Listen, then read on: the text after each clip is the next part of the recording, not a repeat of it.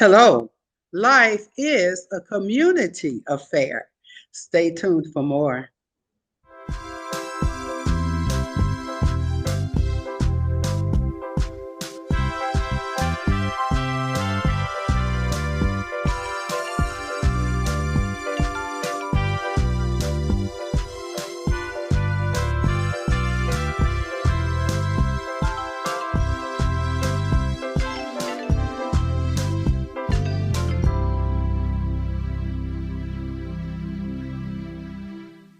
Hello, and welcome back to Pro Life Praise. In this particular episode, we're discussing why life is a community affair. Now, we have talked from the very beginning of our first show about life, liberty, and the pursuit of happiness. And we have talked about why it's important to value life from the womb to the tomb. Today, we've got a community leader coming up, Mr. Joseph King. I call him Joe King, and he's from Florida. He is a man of God, a man of the community, and he works together with so many different people and organizations within his parish, within his church. And we have had many conversations about why life in the community and the value and sanctity of life are so important. Joe and I met, of course, many years ago, and we've done quite a few things together with a particular group. And Joe is one of the founders of Black Americans for Life. And it's a very powerful group, and it's a relatively new group, but networking with many other groups, including the National Black Pro-Life Coalition and Civil Rights for the Unborn. So I want to bring Joe on first to just say hello and let you meet him and find out the types of things he's doing, not only in his local community, but across the communities of America. Welcome, Joe. How are you today? I am very blessed. How are you doing, cuz? I'm good, cuz it's so good to talk to you. Yeah, it's a family affair. It Absolutely. sure is. Yeah. But listen, Joe, honestly, people don't know you. Some of our viewers have not met you. And I'm glad to have you on the show. In a few minutes, we're going to talk even more directly about some of the work we're doing with these various organizations. But tell us, how are you involved in your own community? You're a father and a grandfather as well, aren't you? Yes, So family definitely. man, I forgot to mention that. Church man, family man, community man. Tell us a Right. little bit about you and your life. Okay, some of the things that I'm involved in is I volunteer as a mentor with the Archdiocese Respect Life offices. We have 5 of them, and we have something called Project Joseph, not named after me, but it's to mentor dads. And I've been doing that for, oh, wow, I think it's approaching 10 years now. But I also pray in front of abortion facilities, and I'm involved in a number of other, there's something called Flourish, and very often there's a pro-life theme with it. Recently, I've gotten involved with Terry Beatley and some of what she has to say, talking about Bernard Nathanson. So I'm trying to get people to listen to what he has to say, or what he said through her. So, but those are a couple of highlights. Not to mention the brothers in Christ there at church, and I used to be involved with the Shalom Ministry, which is trying to bring people to Christ. So there are other things, but that's just some highlights. Well, now let me ask you this question. I know you run into it, especially within the church community. Well, Joe, I know all of these things that you're telling me about life and good education for our children and all of that, but we shouldn't discuss politics and religion at church. So what answer do you give people when they tell you you shouldn't be talking about politics and religion at church? Well, see, the thing is when it comes to life, that's not politics. That's morality, and I it became political, not because of us that are for life, is the politicians have made it an issue. So my thing is that, I mean, how can we hold in our moral views? And when it comes to the Catholic Church, officially what they do teach is pro-life. And so that's the way that I tend to handle, even though it doesn't always work, but that's the way I But you have approach to it. bring it that way. Now, our Yeah, cousin, Loretta Cujo Greer Smith, for example, right. and you and she and I have had all these types of conversations as well. So what we have to do and what we say is that, as Joe has just explained, with morality should not be political. That should not be a political issue. It should not be a political question. And so people want to bring it into those kinds of things, probably because they would rather avoid the conversation.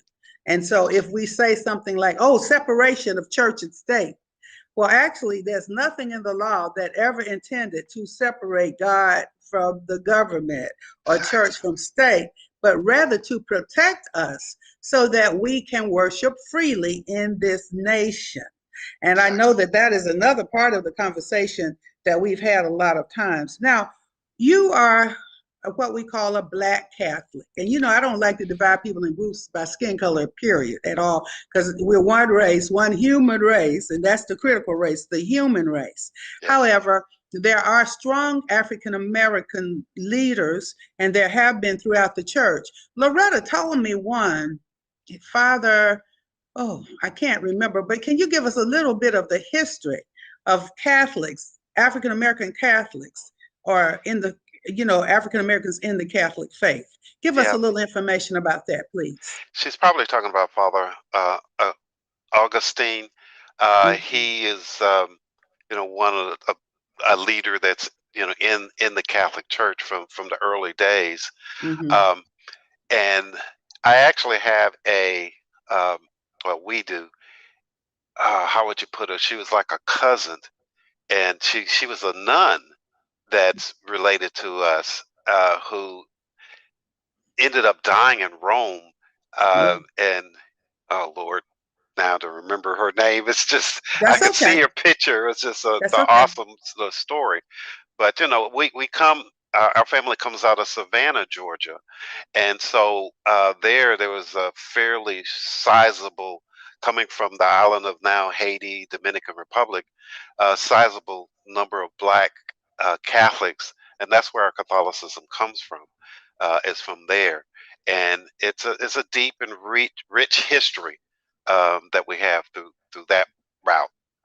Okay. So what does it mean to be a Black Catholic in America today? What does that look like today? That's we are a minority and a minority within a minority, Oh, boy. especially somebody that's kind of very pro-life.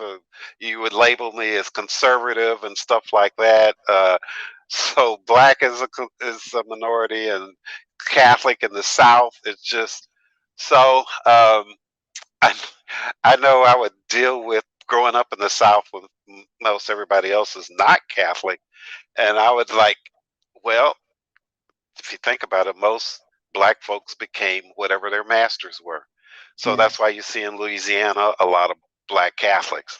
that's You see, true. so it's really depended on who the master was, if you will, and for whatever reason, well, for us, like I said, we came from the island of Hispaniola, French speaking people.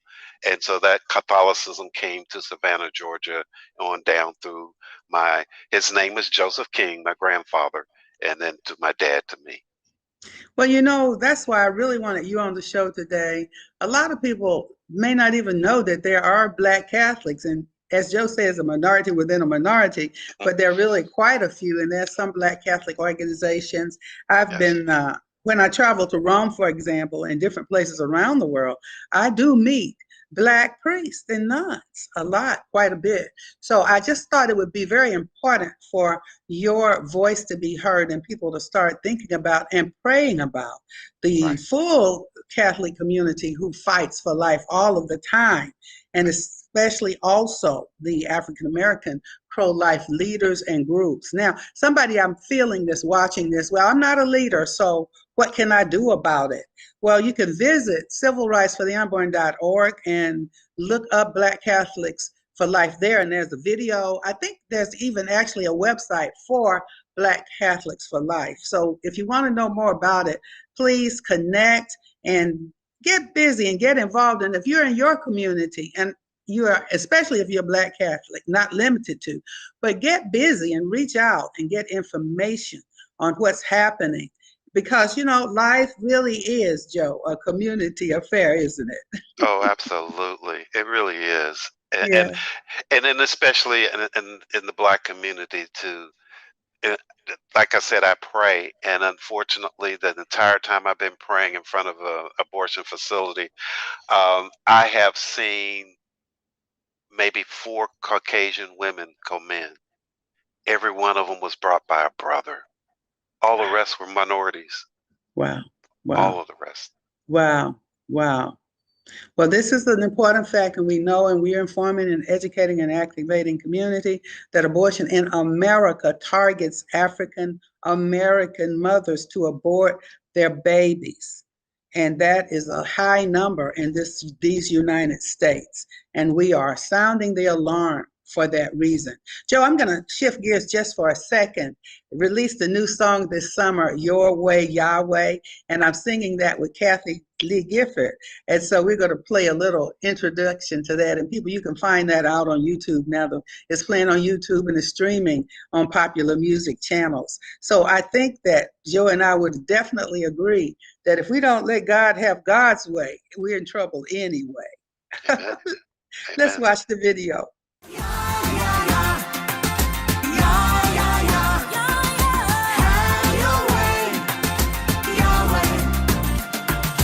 I have a philosophy, overcome evil with good. That's in the Bible. Don't be overcome by evil, but overcome evil with good.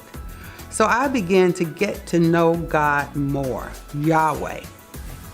Let me do this your way, Yahweh. And that began to form as a song. So I met Ian and Barry. To my surprise, Kathy Lee Gifford came in on the project, and we began to worship the Lord. In all the earth, there's none beside you. Open our eyes and let us see. So it just shows us that we as people can come together. Now we just have to really learn how to say, your way, Yahweh. Are we going to stop doing it our way and start doing it God's way? My name is Alveda King. I'm inviting you to join in the worship experience, Your Way, Yahweh.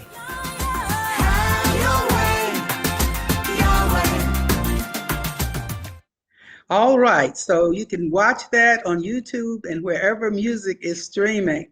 Joe, I'm putting up this cartoon right now with the heroes of the Black Pro-Life, Black Catholics for Life and the National Black Pro-Life Coalition. Now, you work very closely as the founders of that group with you, YG Nightstorm, and Dr. Loretto Kubjo Greer-Smith. And the National Black Pro-Life Coalition, that's the core founders of that group. And we work together through Priests for Life, informing, educating, and activating the populations about the harmful impact of abortion. So what's it like working now as a group leader to get this message out, Joe? It's still very much of a slog.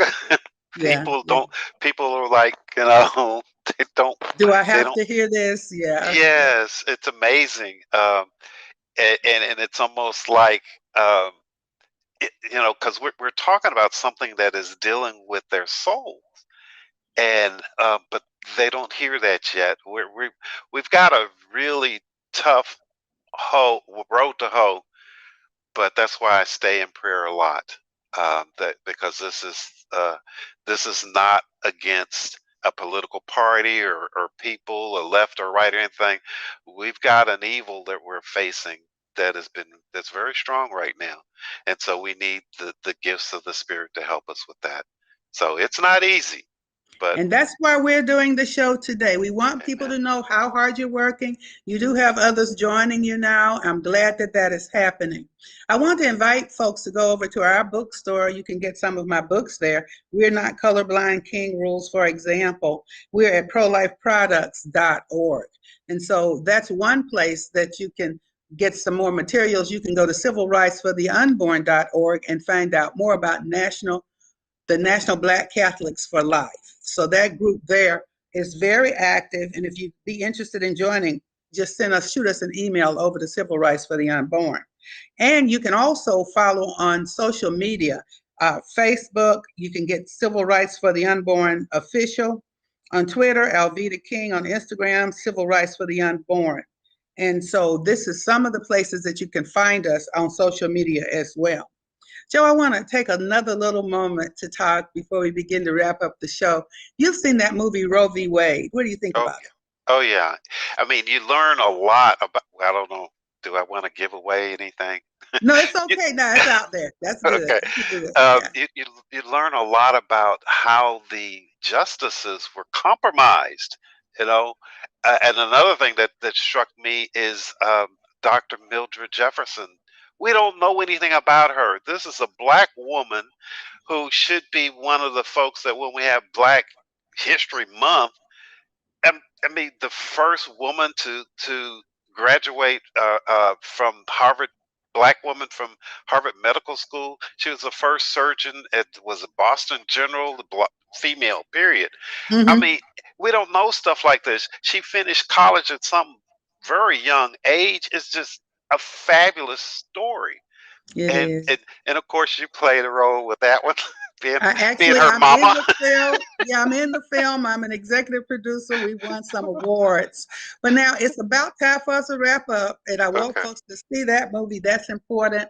We're going to show a music video, song Pray for America, that's executive produced by me and my executive assistant, Eugene Vigil. Pray for America. But you will see Catherine Davis and some of the others. We are marching Black leaders in action for life. So this is a community affair, marching with the community, worshiping with the community.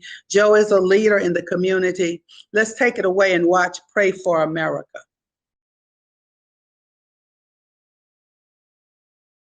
We will hear arguments in Roe against Wade. You may proceed. If you really want to know how abortion became legal in our country, I will tell you the true story. Dr. Mildred Jefferson, would you like to head up a Right to Life group that I'm starting? Dr. Bernard Nathanson's clinics are performing 1,000 abortions per week. That's why I'm taking up the fight. I wanted to get abortion legalized across the country. We're looking for a pregnant girl to challenge the abortion laws. We'll give her a pseudonym. Call her Jane Roe. It's genius that we no one will ever know about her past. First, they came after the Jews, and then they came after the mentally deficient. We did nothing. And now they're coming after the unborn. And so you're gonna do nothing? Robert Byrd for Henry Wade. No judge or jury in their right mind would ever let abortion happen in Texas.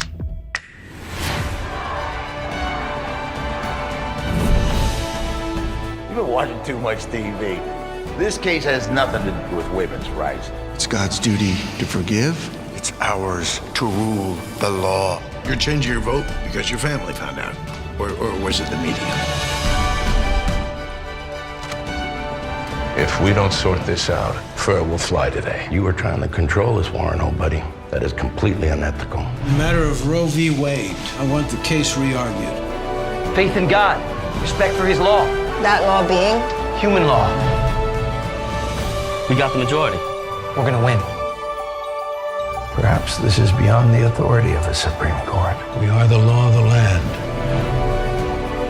These girls should not be put through the pregnancy and should be entitled to an abortion.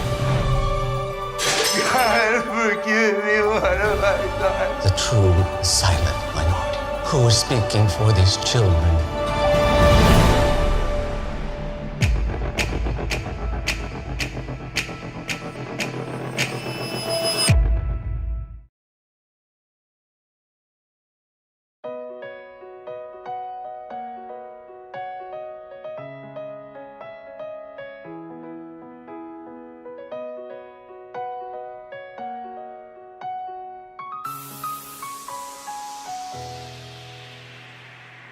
If my people could understand that we live in a world that's in need of a change, then my people could lift up their hands, 'cause we live in a world that just needs us to pray.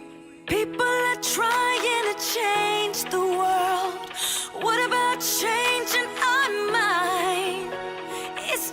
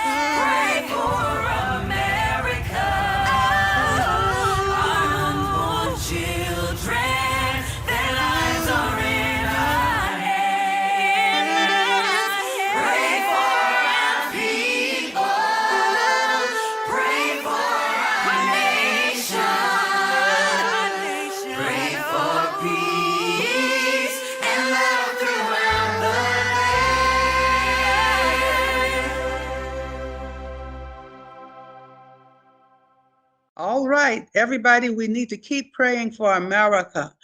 Joe, I'd like to give you the last word. Thank you for joining us on the show. Will you close us out with some more inspirational information? Sure.